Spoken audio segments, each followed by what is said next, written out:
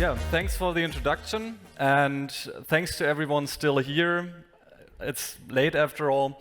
So first of all, let's rewind the day. Go back to the morning. So you want to get to work. So you go to your garage, you open the garage, you get into your car, and you drive, because you need to get to work.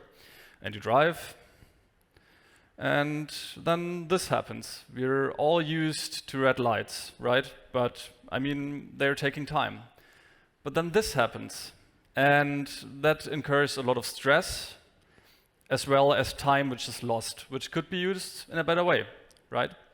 So, let's rewind. So, you go to your garage, but this time, something's different. You see this? You see this? Then you enter this thing. You drive around a couple of corners to find a field. And on that field, you deploy, you take off vertically, and then, instead of having traffic lights, you can enjoy the view. And that is also how I got here today. Unfortunately, not yet, but we're building it. My name is Tobias, and I'm co-founder and CEO of our company, Atlas Aero.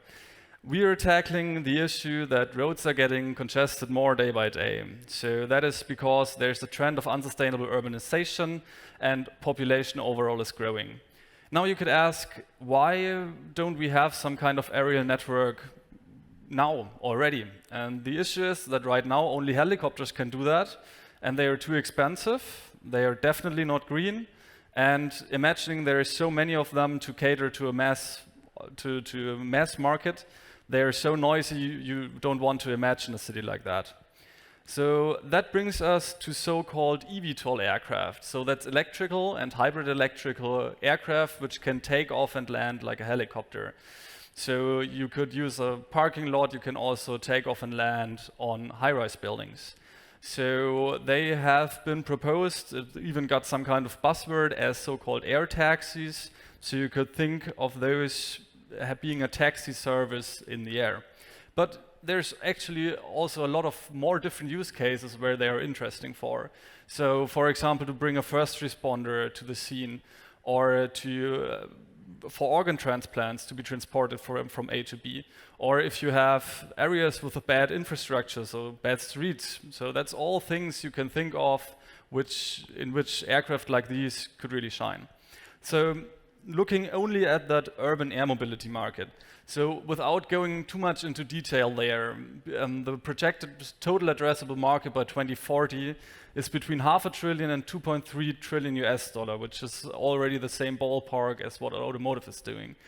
And if you look at more conservative studies in the past, you can still see that there is definitely a multi-billion US opportunity for a hardware manufacturer in that market. And that's only urban air mobility.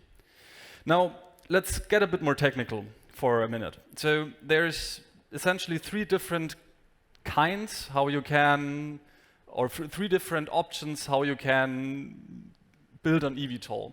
So one of them is some you all know. So if you just take a drone and scale it, that's called multi-rotor. It has the same issues as helicopters. So it needs to spin its rotors just to stay in the air. So it's always going to be inefficient. And then especially if you combine it with heavy batteries, that's definitely not viable for anything else than intracity from skyscraper to skyscraper.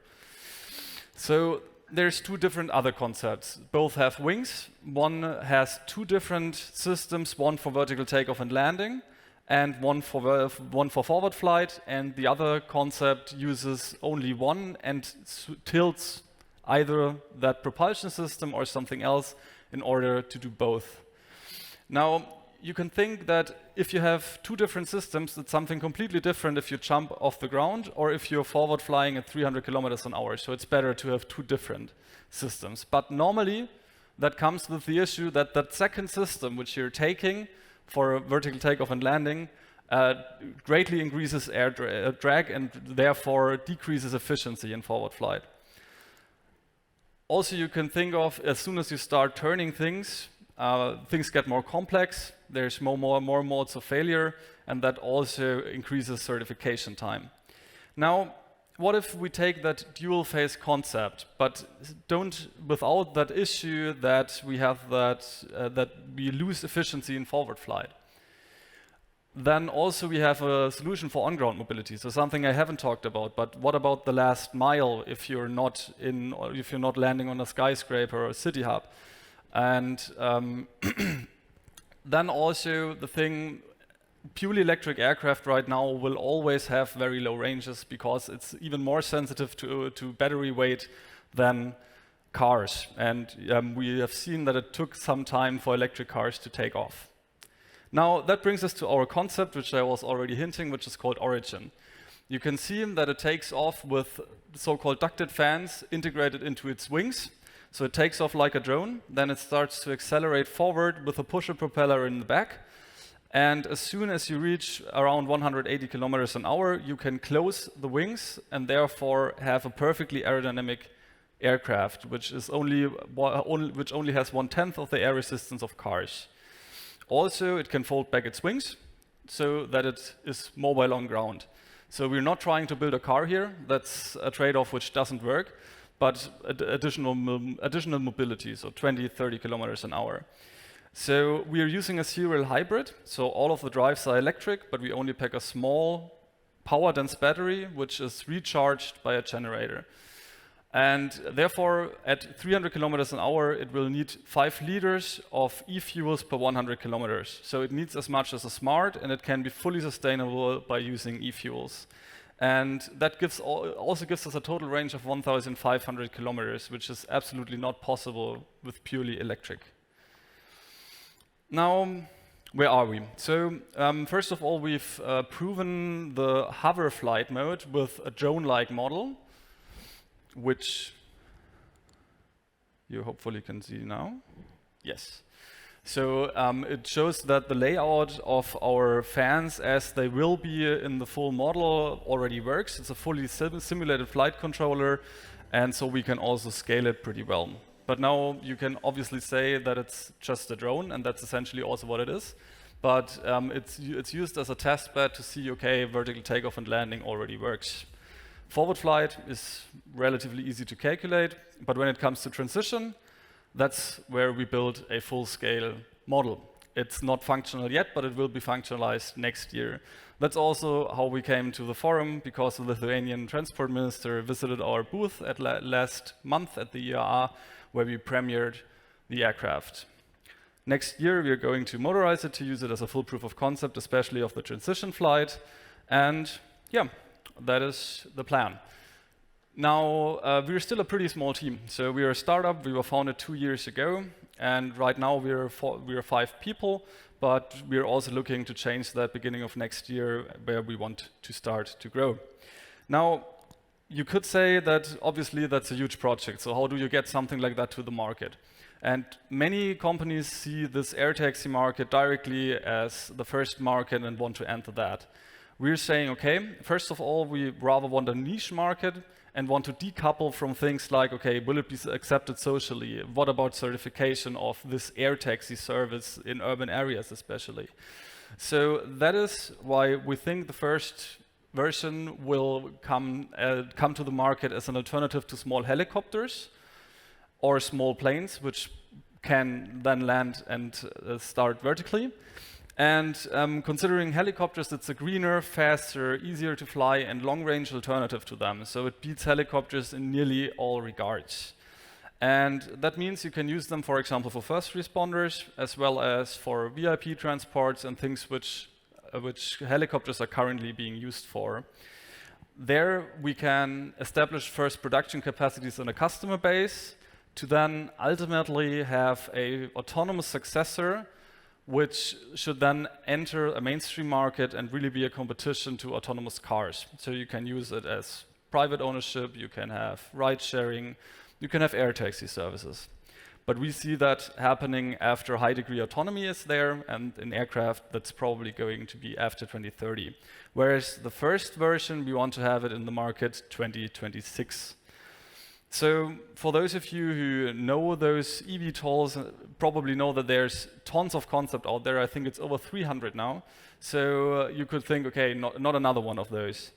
But actually, the story has been going on for quite a while. So my brother started to work on aircraft concepts beginning 2013 and pretty much dedicated his life to that.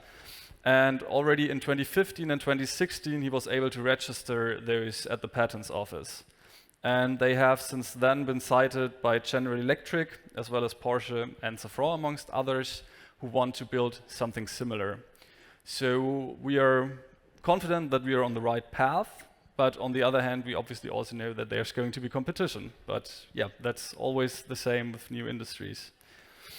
So yes, that was it from my side. And if there was any questions, I'm happy to take them.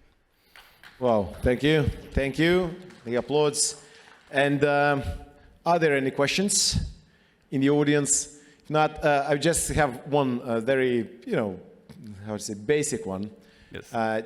Do you see the 350K or 450K would be a decent amount, considering your competitors and the markets you are trying to go to? As I suppose, first, of course, is German market. Yeah, so as I was saying, it's a competition to small helicopters, which some are in a similar range. And obviously that also has a huge tolerance when it comes to what's going to cost in the end. Because as I was saying, we are first building the proof of concept, so full size already, but not passenger carrying. And then after that, we're gonna take 2 years to have the man carrying prototype. And while doing that, we can then really project the price way better, because then we see, okay, do our composite production methods work? Do they scale as we want them to scale, and so on? So yeah, that obviously still has a question mark on it, but considering the first market is an alternative to small helicopters, it should be feasible. And the second question about regulations. Yes. And as we know, the usual drones are already regulated, and of course there are different regulations in each jurisdiction, member state or non-member state.